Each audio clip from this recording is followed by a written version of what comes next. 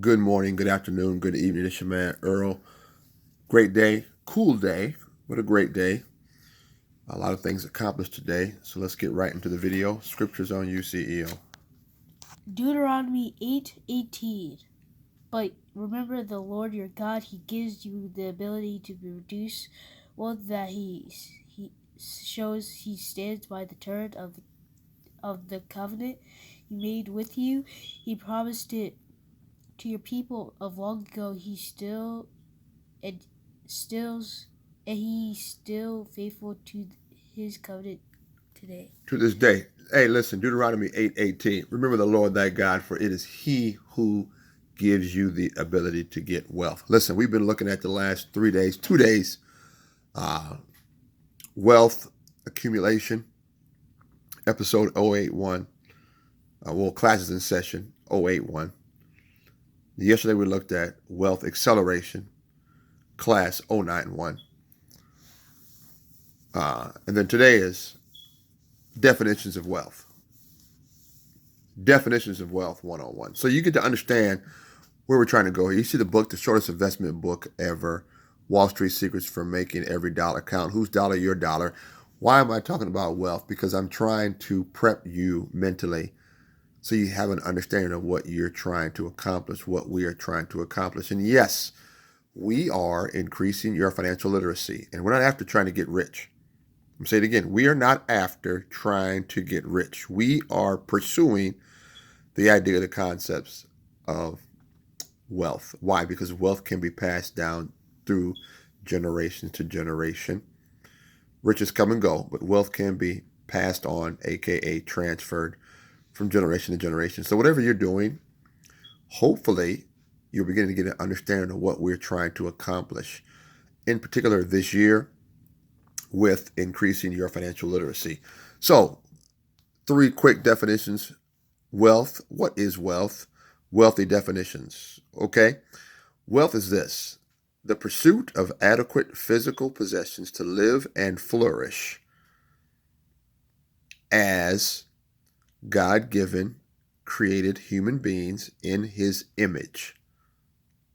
Okay, I'm saying it again. Wealth includes adequate physical possessions to live and be productive or fruitful as human beings created in the image of God. This is a biblical definition of wealth. Adequate physical possessions. As so you can live according to the covenants, according to the precepts, according to the principles,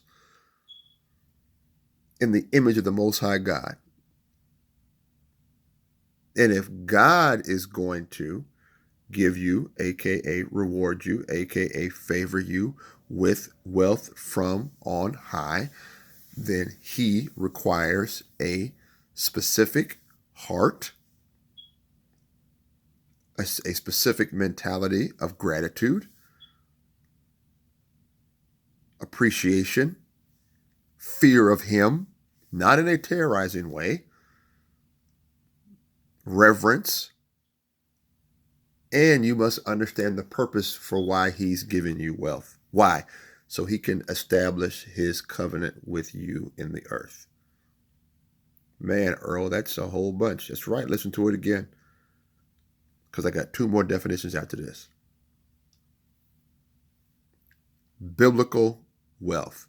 Notice I'm not giving you scriptures. This is just a notes. No scriptures. Notes. Okay?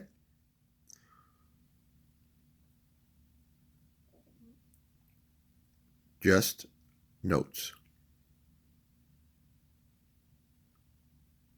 Well, can a person be wealthy without money? Absolutely. What are you talking about? Your relationships that you have with other human beings, hopefully they're godly human beings, produce wealth of relationship, produce an emotional stability in your mind, in your heart, in your spirit, in your family, in your marriage, with your children. Wealthy relationships produce personal, fruitful, productive growth, as in a human being, as in a person can grow emotionally.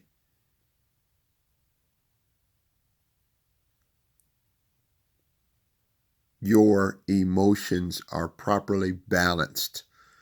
Why? Because you have wealthy relationships with other fruitful and productive human beings.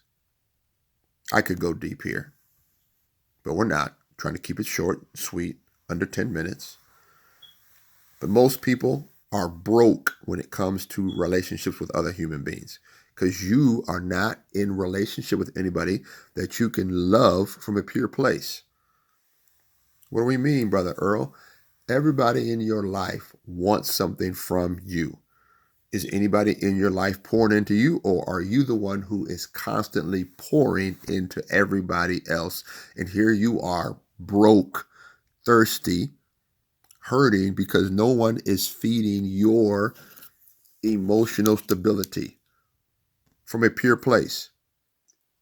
You got to watch out from being manipulated everywhere you turn, inside and outside your family. That means you have not cultivated wealthy relationships. That's the second relationships. Second meaning of wealth. First one, God-given biblical wealth. First one, God-given biblical worth. Second one is wealth in real relationships with the other human beings. And let me see in my notes here. Adequate physical. Okay, I can go here. Adequate physical, biblical. All right, we'll go from wealth from a economic perspective. Okay, you often hear this all the time when it talks about economic independence. To be economically independent, you must be wealthy. You must be able to, your wealth produces income and resource that is self-sustaining. Now, you hear me say it like this all the time. Your money needs to be making you money. What am I really saying is this: your money should be developing wealth for you. This is why the stock market is so valuable, because you can buy stock. So you own the stock and you get the dividend from the stock. That's wealth creation. Brother Earl, say it again, different way. That's why you own real estate. So you own the real estate and then you collect a rent number every month from the real estate. That's where your wealth is created. It's just not about owning the real estate, because you can own the real estate and not be collecting any rent. Been there, done that. I've been involved with other developers, other contractors, and real estate. You can lose your shirt if you don't know what you're doing. Same thing in the stock market. You can lose your shirt in the stock market. So you have to understand that if you want to develop something, take the time to study it, become a student of that particular endeavor so you don't lose. And I'm not saying you can't learn, because learning is not losing. There's some people who lose because they're not learning. I prefer to learn. Learn to do this. Learn to do that. Learn to do this. Learn to do that. Learn to do what? Create and develop wealth. And you heard the scripture. I am a believer in the Most High God. So I know that wealth comes from the Most High God, who has given me the strength to establish his covenant in the earth. It is he who allows me to become wealthy. Okay? 1, 2, 3, wealth definitions. Just ran them off to you. Listen to it again. Do not get confused. Go back, listen to it, take notes. Like I said before, this is a eagle eye view. We're not getting into the tedious definitions because we can go further down and explanations and get into the language and get into the parsing of words. We're not trying to do that. We're trying to pre-prep you to understand what you're trying to do as we start the shortest investment book ever tomorrow. Wealth is the name of the game. Wealth can be defined in these three things I said. And now, I didn't say that these are the absolute three definitions because there's always a different way or another way to create wealth, especially in this new economy that is digital. So don't lose yourself because I didn't name off another industry like crypto or people are becoming millionaires by selling real estate in the metaverse. People are becoming millionaires because they're using Chat GPT. Listen, I get it.